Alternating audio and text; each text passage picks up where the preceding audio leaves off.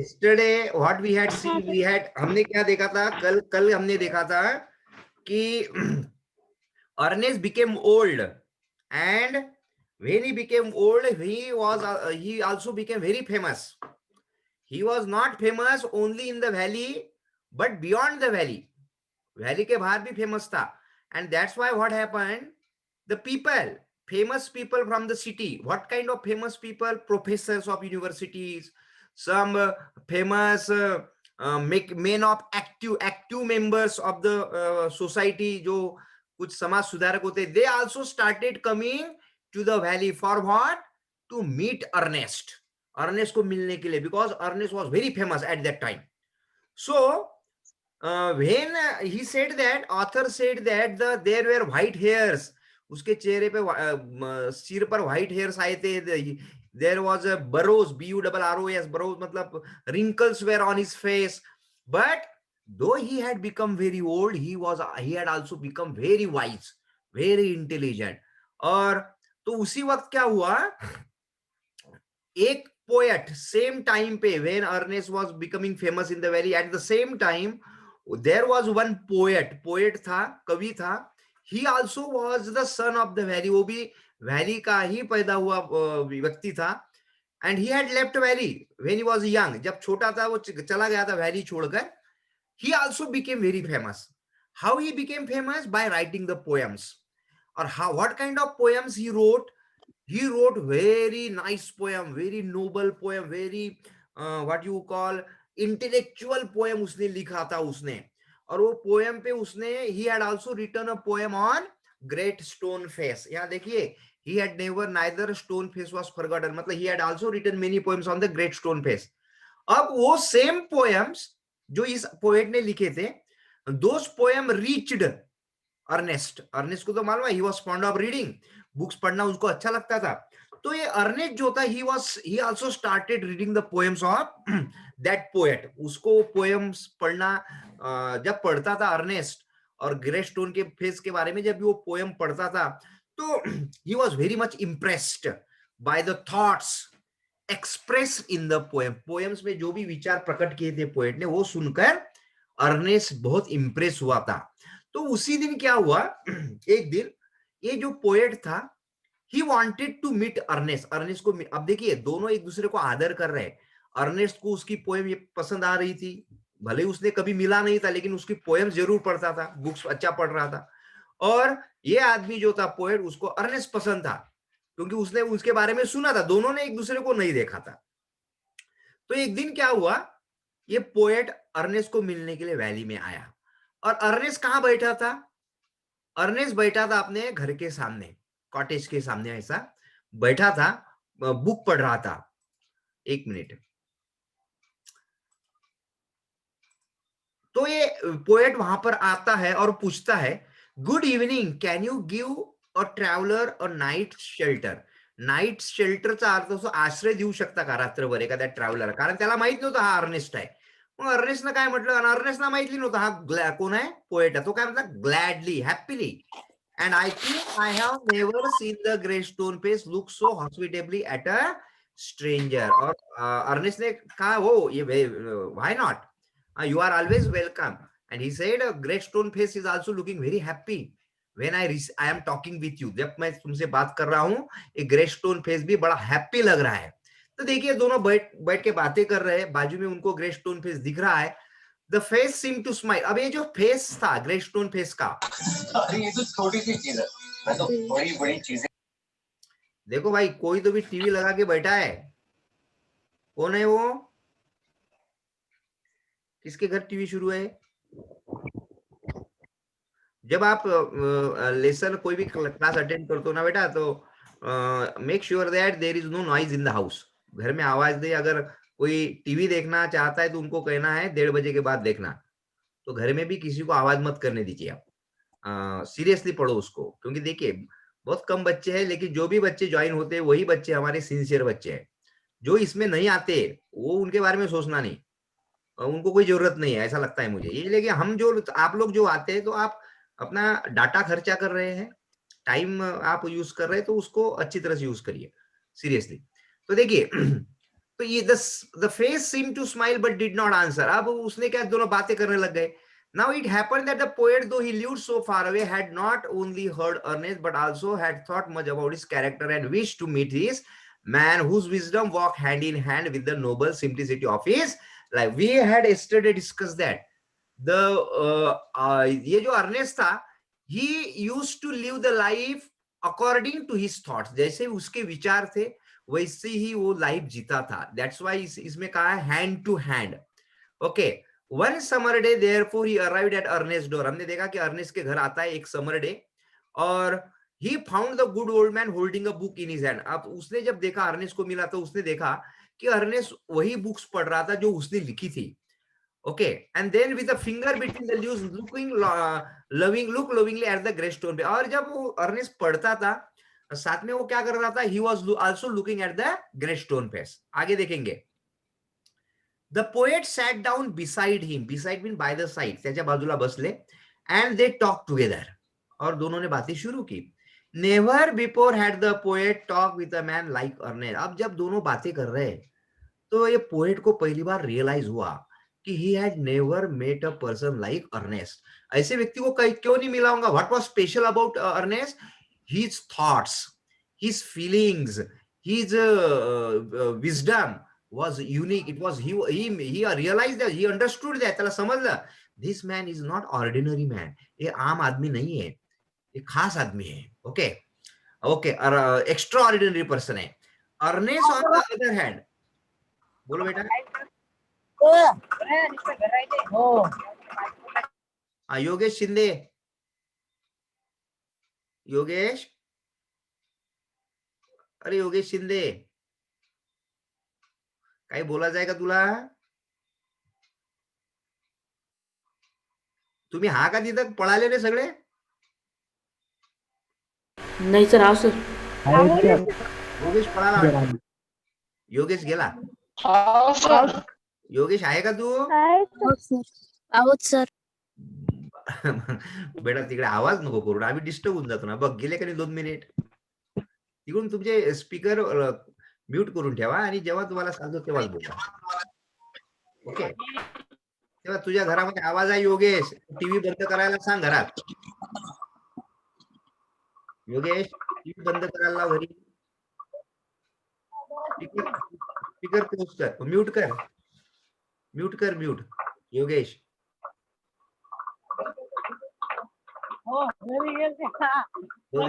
Miss करतो तुला mute. जाऊ दे. हा. ओके. आता बघा. And as Ernest listened to the poet, he imagined that the grey stone face was bending forward to listen to.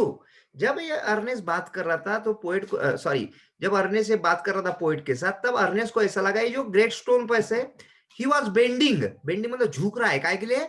To listen him to. उसकी बातें सुनने के लिए. Then who are you my gifted guest? Then Ernest asked him. Ernest ने उसको पूछा who are you? तो उसने पूछा if you know this poem, अगर ये पोएम्स आप जानते हो, then you know me, तब आप मुझे भी जानते हो, because I have written those poems. मैंने ही लिखी है वो पोएम. वो वही व्यक्ति हूं जिसने ये पोएम्स लिखी है. Then again and again. आता एक काम करा Shreya, you read this slide. Again and again, Ernest examined the poet's features. He turned towards the great stone face, then back. Finally, he shook his head and sighed. Okay. Again and again, Ernest क्या कर रहा था? He was looking at the poet's features. Poets के features की तरफ देख रहा था. And he was at the same time looking at the grey stone face की तरफ भी देख रहा था. अब जब उसको कुछ भी सिमिलैरिटी नहीं लगी, लाइकनेस नहीं लगा, तो he shook his head. उसने अपनी गर्दन हिलाई, मतलब he was sad. और सैड होने के बाद इसने पूछा पोएट ने. हाँ, read. Why are you sad? Because all through life I have awaited the fulfillment of a prophecy, and when I read your poems, I hope that it might be fulfilled in you. Yes, he said why I am. Okay, beta. He said, he told him why am I sad? मैं sad क्यों हूँ? Because all through life जिंदगी भर I have awaited the fulfilment of a prophecy, मैंने अपने prophecy जो है fulfil मतलब पूरी होने की इंतजार कर रहा था. अवेटेड मतलब waiting, I was waiting for a man, I was waiting for a prophecy to be fulfilled. Prophecy क्या थी? भविष्यवाणी क्या थी? जो स्टोन फेस की तरह दिखने वाला व्यक्ति जो बहुत ग्रेट होगा वो कहाँ आएगा? वैली में आएगा. That was the prophecy. तो मैं वो व्यक्ति के बारे में सोच रहा था और मुझे ऐसा लगा कि वो व्यक्ति आप हो. And when I read your poems, तुम्हारी पोएम्स पढ़ने के बाद मुझे ऐसा लगा I hope that it might be fulfilled in you, कि वो प्रोफेसी जल्दी कंप्लीट होगी और वो व्यक्ति आप होंगे. आगे. You hope to find in me the likeness of the great stone face. I am not worthy to be its likeness. या हा क्वेश्चन आहे बघा श्रेया, हा क्वेश्चन आहे. काय म्हणतो तो? You hope to find in me the likeness of the great stone face. क्या वो जो आप सोच रहे थे कि वो व्यक्ति मैं हूं, ऐसा आपने सोच लिया था? ग्रेट स्टोन फेस जैसा ग्रेट व्यक्ति मैं हूं, प्रोफेसी वाला व्यक्ति मैं हूं, क्या आपने ऐसा सोचा था? I am not worthy to be its likeness. Worthy means to be able, लायक होना. मैं उस लायक नहीं, वर्दी होना और अनवर्दी होना. उसके सामने यू एन अगर लगाएंगे आप तो वो हो जाएगा अनवर्दी. लायक, नालायक. सर साइड का मीनिंग क्या होता है? किसका बेटा? SIGHED. साय. साय बघा बघा, तुम्हाला कधी सॅडनेस वाटते, दुःख होते की नाही, तुम्ही असं सुस्कारा टाकता, अरे यार ये आदमी नाही आहे. निराश होऊन आपण जेव्हा अशी लंबी श्वास घेतो त्याला आपण साईड म्हणतो. हा, Sai of what is sadness. Understood? Yes, sir. हाँ, ओके. आगे चलो, अभी रानी खिरड़कर पढ़ेगी इसको. And why not? Rani. And why not? Are not those thoughts in your poetry worthy? I can hear in them the distant voice. Rani network नाही काही. Listen बेटा, थोडा आवाज व्यवस्थित कटत आहे तुझा. सानिया. हा, आवाज नाही बेटा. सानिया तू you read. Okay, sir. And why not?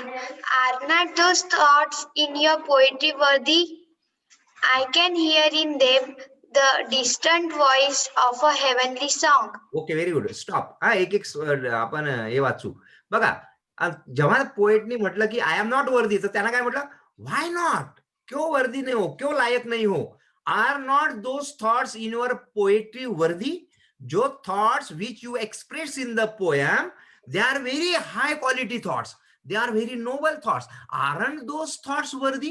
क्या वो थॉट्स वर्दी नहीं है, लायक नहीं है? वो थॉट्स तुम्हारे नहीं है, तो वो विचार तुम्हारे नहीं है? आई can hear in them. I can here, मैं सुन सकता हूं. इन देम, देम मतलब थॉट में. क्या सुन सकता हूं तुम्हारे विचारों में? The distant voice. डिस्टेंट मतलब दूरचा, far away voice of a heavenly song. Heavenly म्हणजे स्वर्गीय, स्वर्ग जिसको बोलते उसको हेवन कहते हैं. वो उसने अच्छे विचार तुम्हारे हैं. मैं ऐसे लगता हूं तुम्हारे विचार एक हेवन के जैसे है. अब देखो, हेवन के विचार कैसे होते हैं? किसी का अच्छा चाहना. कभी गॉड कभी बुरा नहीं करता किसी का, है ना? तो उसको हम बोलेंगे नोबल थॉट्स, अच्छे थॉट्स. तो he says that I can hear in them the noble songs. Okay, your thoughts are very good. So why are you saying that you are not worthy? जब ये विचार तुम्हारे ऐसे है तो तुम कैसे लायक नहीं हो? तो उसके ऊपर आंसर क्या देता है पोएट? देखिए, उसके आंखों में आंसू है. He is weeping. तो व्हाट डज ही से? Read, Sania. But my life, dear Ernest, has not corresponded with my thoughts. I have had grand dreams, but they have been only dreams. Sometimes I lack faith in my own thoughts. Okay, देखिए बेटा, what is the difference between poet and Ernest? Ernest क्या करता था? Ernest जैसे विचार था उसी तरह वो जिंदगी जीता था. ये क्या कह रहा है पोएट? रो क्यों रहा है? But in my life dear Ernest has not corresponded with my thoughts. He says that my thoughts are different and my life is different. There is no correspondence. Correspondence means what you call साम्य नाही आहे दोघांमध्ये. कोणामध्ये? In my thoughts and in my life. My life is different, my thoughts are different. I have had grand dreams. वो कहता है I have had grand dreams. मेरे ऊंचे ऊंचे सपने जरूर थे, grand मतलब बड़े सपने थे, but they have been only dreams. वो ड्रीम्स ही रह गए. मैं चाहता था कि मैं भी अपनी लाइफ उसी तरह से जीव जैसे मेरे विचार आहे, पण ते फक्त माझे स्वप्नच राहिले. मी तशी लाईफ जगत नाही आहे. माझी लाईफ वेगळी आहे, माझं जीवन वेगळं आहे. Sometimes I lack faith in my own thoughts. Sometimes I lack faith. Lack faith चा अर्थ तो माझा विश्वासच नसतो. कशामध्ये? In my own thoughts. माझ्या विचारांमध्येच माझा विश्वास नसतो. मी फक्त लिहितो, पण त्याचं पालन करत नाही. माझी करणी वेगळी आहे, कथनी वेगळी आहे आणि करणी वेगळी आहे. मी बोलतो वेगळं आणि जगतो वेगळं, तर त्याच्यामध्ये साम्य नाही आहे. म्हणून म्हणतात my life has not corresponded with my thoughts. I am not living my life according my thoughts. I have had great dreams, but they have been only dreams. सपने सपनी रह गए मेरे. Sometimes I lack faith. हे word sentence खूप मोठं महत्वाचं आहे. Sometimes I lack faith in my own thought. I don't believe in my thought. Don't believe. Lack म्हणजे not believe in my thoughts. Okay. आगे. Why then, pure seeker of a good and true, should you hope to find me in the face of the mountain? And then why then pure seeker? Pure seeker मतलब seeker म्हणजे जो search करता है. किस चीज की search करने वाला? Of the good and true, जो अच्छा है और सच्चा है, ऐसे व्यक्ति को ढूंढने वाला कौन है? Ernest.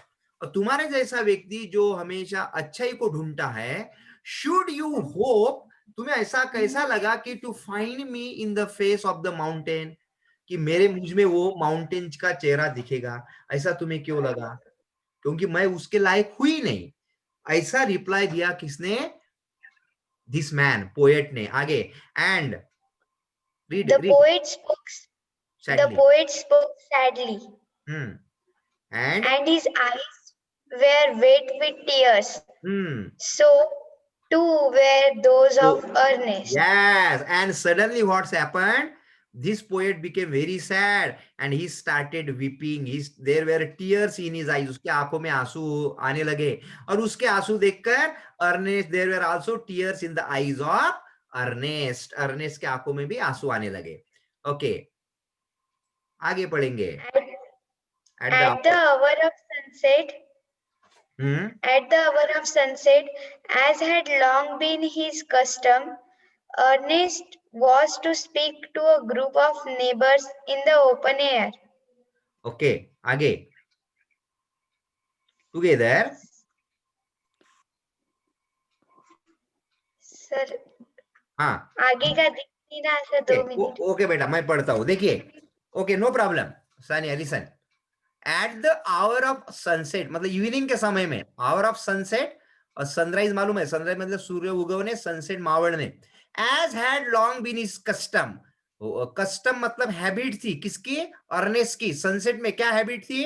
Ernest was to speak to a group of neighbors in the open air. It was the habit of Ernest that every evening he used to talk with the group of neighbors in the open air. खुले जगह पे वो बातें करता था लोगों के साथ हमेशा शाम के वक्त. Okay. Together he and the poet went to the meeting place. So that's why when that time came, evening समय आया, together means the poet and the Ernest, they went together to the meeting place. उस meeting place पे गया जहाँ पे वो मिलने वाला था. आर्म इन आर्म. कैसे गए? आर्म इन आर्म, गले में हाथ मिलाते हुए गए. From there could be seen the grey stone face. And when they reach that spot, वो जगह जहां पे पहुंचे, where he was expected to, where he was suppose to meet the other neighbours के साथ जो वहां पे मिलने वाला था, उस जगह से स्टोन फेस बिल्कुल करीब था, वहां से वो देख सकता था. So they reach to that place. Okay, understood बच्चों? यहां तक समझ में आ गया आपको? Yes, sir. Yes, sir. सभी को Yes, sir. अभी आप पिक्चर में देख सकते sir. यस ओके बेटा Yes, sir. ओके ये पिक्चर में आप देख सकते हैं ये नेबर्स देखो ये नेबर्स देखो बहुत सारे नेबर्स ये उसकी Yes. डेली की हैबिट थी तो यहाँ पे आके बातें करता था अर्नेस्ट ये देखो अर्नेस्ट ओल्ड हो गया है और ये लोग उसको बड़े ध्यान से सुन रहे हैं और उसके बाद क्या होता है हम उसको नेक्स्ट पीरियड में जरूर पढ़ेंगे अभी इतना इतना स्लाइड पढ़ लेंगे हम Ernest through a look of familiar kindness around upon his audience audience देखिए ऑडियंस मतलब श्रोता जो सुनने के लिए आते हैं उसको ऑडियंस कहते हैं so Ernest through a look of familiar kindness he looked kindly towards all the people he look at them at very kindly okay उनकी तरफ देखा and he began to speak उसने बातें करना शुरू की what was in his heart and mind and he started speaking what was in his heart मन में जो था और माइंड में जो था वो बातें उसके मुंह से निकलने लगी आप देखिए लोग कैसे होते हैं मन में अलग होता है दिमाग में अलग होता है मुंह से अलग निकलता है ना होते ना ऐसे लोग होते हैं हाँ सर हाँ, मतलब sir. हाँ बोलने के लिए अलग बात बताएंगे लेकिन मन में अलग ही होता है हाँ लेकिन मुंह से बड़ी मीठी मीठी बातें निकलेंगी लेकिन अर्नेस्ट का वैसा नहीं था जो मन में जो है दिमाग में जो है वही उसके मुंह से बाहर निकल रहा था तो वो क्या था उसके मन में और क्या था उसके दिमाग में we will see in the next period tomorrow okay tomorrow Yes, what sir. हाँ तो मैं क्या करूंगा अभी मैं एक आपको एक फर्स्ट पार्ट के क्वेश्चन आंसर आप जरूर लर्न करके रखिए first part Ernest grey stone पे उसके ऊपर हम एक टेस्ट लेंगे okay children we will stop shall we stop now Yes, sir. Yes sir Bye, sir. Bye Bye, sir. Bye, sir. Bye, sir.